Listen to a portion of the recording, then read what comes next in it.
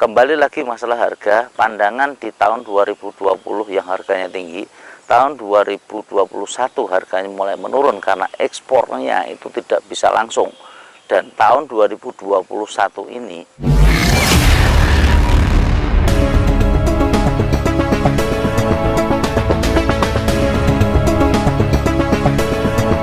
Assalamualaikum warahmatullahi wabarakatuh. Update lagi tentang porang ya.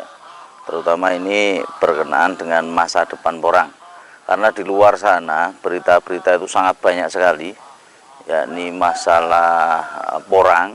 Banyak yang sudah mengeluh, banyak yang sudah menyerah, tapi banyak juga yang masih terus semangat dalam budidaya tanaman porang. Yang perlu kita bahas saat ini itu, kita akan mencoba memprediksi masalah ke depan tentang tanaman porang. Budidaya tanaman porang ini apakah masih menarik atau mungkin bisa menghasilkan, karena di luar sana itu banyak sekali petani-petani yang sudah menyerah karena untuk harga tahun ini ya, kita juga belum bisa mengatakan apakah harga itu turun, karena pada dasarnya pabrik buka masih bulan 7 ya. Pabrik info kemarin yang kita terima ialah dibuka pada bulan 7. Tentunya untuk harga nanti akan mengikuti atau mungkin menunggu di bulan 7 nanti seiring dengan bukanya pabrik. Harga-harga yang di luar saat ini itu ialah bukan harga dari pabrik. Belum ada satupun pabrik yang buka, karena pabrik yang buka itu ialah pabrik-pabrik yang sudah bekerja sama antara pemerintah Indonesia dengan pemerintah Cina. Karena seperti yang konten dulu kita sampaikan, bahwa kita sudah menempuh atau mempunyai kabar baik bahwa keran ekspor ke Cina itu sudah dibuka. Kenapa kita mengatakan hal demikian? Nah, ini berkenaan juga dengan masa depan para petani porang nantinya. Nah, ini pemerintah sudah mengatur kerjasama dengan Cina. Ini sudah selangkah akan lebih maju. Secara otomatis ke depannya kita harus ingat bahwa di tahun 2020 itu ialah masa jaya-jayanya tanaman porang, di mana harga di tahun 2020 itu bisa mencapai harga 14.000.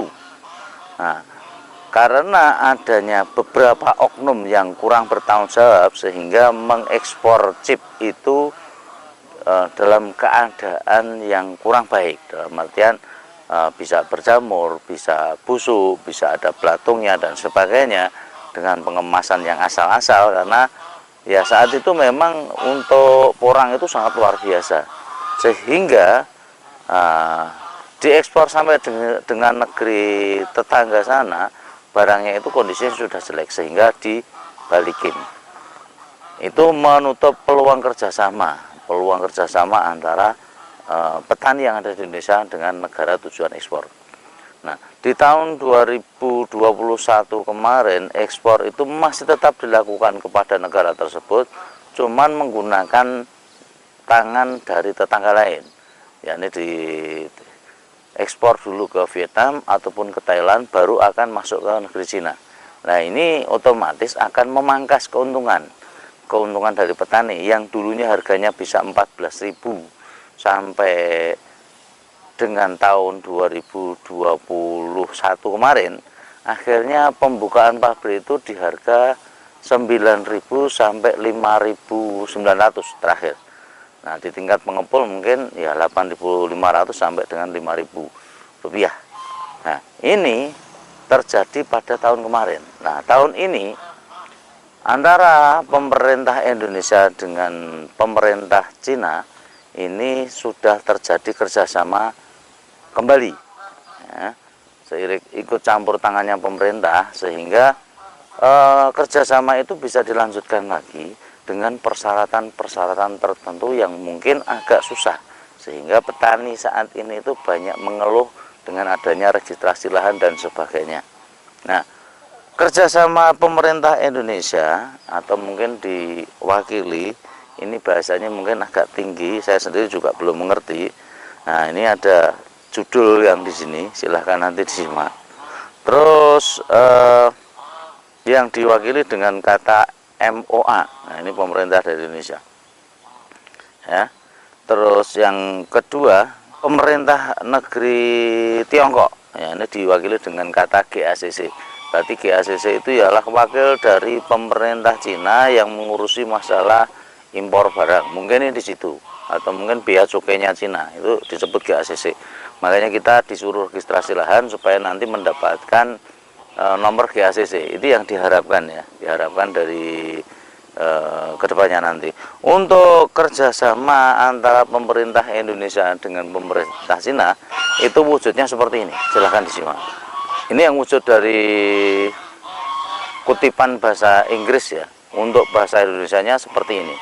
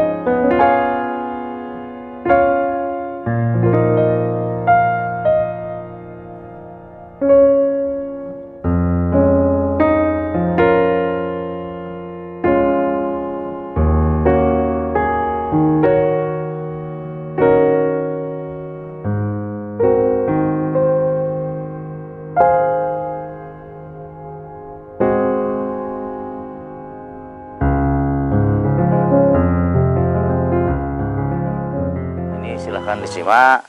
Nanti untuk video ini kalau mungkin terlalu cepat, nanti silahkan diperlambat ya, durasi dari konten ini nanti diperlambat supaya bisa membaca. Nah, ini memang kita bikin singkat. Nah, intinya apabila ya di tahun 2020 untuk harga yang namanya orang itu bisa mencapai 14.000, dan itu ialah karena kita bisa mengirim chip langsung ke sana. Di tahun 2021 kita tidak bisa ekspor langsung ke Cina, kita harus melalui Thailand sama Vietnam, sehingga harganya mulai terpangkas. Di tahun 2022 ini keran ekspor dibuka nanti masih pada bulan 7. Yang sabar menunggu silahkan, yang kurang sabar menunggu, yang mau putus asa, yang mau menyerah, ya tolong jangan membuat suasana menjadi gaduh.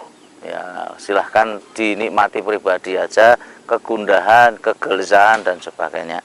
Yang terus semangat ya mari terus semangat, kita jaga semangat kita untuk kedepannya nanti menunggu finalnya nanti di bulan 7, karena keran ekspor pemerintah dari Tiongkok sendiri akan menerima servis porang di bulan 7, dan akhirnya pabrik yang di Indonesia pun juga membuka dirinya, membuka pabrik itu pada bulan 7. Ya, kita tunggu bersama-sama nanti di bulan 7. Yang jelas peraturan-peraturan yang tadi yang mungkin kita tayangkan itu ialah kerjasama antara pemerintah Indonesia dengan pemerintah Cina. Persyaratannya cukup banyak untuk ekspor ke Tiongkok, diantaranya yang utama ialah masalah kualitas ya, kualitas. Dan di sini dipertegas ya pada pasal 4 ya, keripik konjac kering yang diekspor dari Indonesia ke Cina harus didehidrasi pada suhu tinggi dan dengan mesin pengering seperti oven atau pengering ya. Keripik konjac harus dikemas dalam kemasan yang bersih, higienis, dan bahkan kemasan baru yang sesuai dengan sanitasi dan foto sanitasi persyaratan. Nah, ini ya, ini yang perlu dicamkan. Dan ini di luar masih ada home industry yang nantinya kita kurang tahu. Yang kurang tahu akan dibuat kemana. Yang jelas jangan sampai home industry ini nanti ikut mengemas dan dinyatakan bahwa chipnya nanti atau mungkin dicampurkan kepada chip-chip kering yang diolah oleh perusahaan-perusahaan. Makanya perusahaan ini sangat diawasi oleh MOA ya, sehingga perusahaan yang ada di Indonesia yang terakhir kemarin kita simak untuk 9 perusahaan yang diajukan MOA kepada GACC, baru ada 3 perusahaan yang sudah divalidasi oleh GACC. Nah, ini mudah-mudahan ke depan nanti perusahaan yang diajukan ke MOA itu semakin banyak, dan yang kedua nih yang memang divalidasi oleh GACC semakin banyak. Untuk mewujudkan hal seperti itu perlu dukungan dari petani-petani semua tentang adanya registrasi lahan. Nah, ini kembali lagi, kalau perusahaan itu bekerja sama dengan petani ya semuanya akan jalan. Jangan dikatakan bahwa yang namanya registrasi itu ialah tugas perusahaan lagi, karena dulu saya mendapatkan informasi demikian dan pernah saya sampaikan juga demikian. Nah, ini ya menjadi tanggung jawab bersama. Kalau perusahaan tidak dapat registrasi lahan, secara otomatis tidak mendapatkan izin dari MOA untuk ekspor melalui GACC. Nah, ini tolong nanti dijamkan, sehingga untuk para petani ya silahkan ayo secepatnya mulai registrasi lahan supaya perusahaan ini bisa mulai bergerak. Kembali lagi masalah harga, pandangan di tahun 2020 yang harganya tinggi, tahun 2021 harganya mulai menurun karena ekspornya itu tidak bisa langsung. Dan tahun 2021 ini kita sudah bekerja sama dengan GACC, dan ini tidak perlu teriak-teriak lagi meminta kepastian harga kepada pemerintah ya. Karena apa? Kita harus menunggu nanti pada bulan 7. Nah, bulan 7 karena sudah diusahakan dari pemerintah. Ini ada konten yang lucu sekali tentang meminta harga dan sebagainya. Perusahaannya belum buka sudah meminta harga. Ya, ini suatu hal yang sangat lucu. Pemerintah sudah menjembatani dengan adanya perjanjian ini yang dikemas dari MOA dengan GACC ini ialah jawaban. Ya kita harus menunggu dulu, jangan sampai meminta harga dulu. Pabriknya belum dibuka sudah meminta harga, suatu hal yang sangat lucu. Pabrik belum dibuka di luar sudah buat harga, ini juga hal yang lucu. Nah, ini bagi teman-teman yang banyak WA harganya berapa, ya nanti kita tunggu bersama-sama di bulan 7. Yang jelas dengan adanya kerjasama ini berarti kita bisa mengekspor langsung ke Tiongkok. Kalau kita bisa mengekspor lagi ke Tiongkok, harapan kita nanti itu harga akan kembali lagi seperti di tahun 2020, yakni di angka antara 10.000 sampai 14.000. Cuman hukum pasar itu akan terus berjalan, di mana stok barang yang melimpah otomatis akan menurunkan harga. Sehingga pada tahun 2022 ini ada kemungkinan harga tidak mungkin bisa mencapai seperti harga di tahun 2020. Ya, pasti akan di bawahnya. Keuntungannya siapa yang menikmati? Ya tentunya keuntungannya akan pabrik, karena stoknya dari petani banyak, pabriknya yang untung.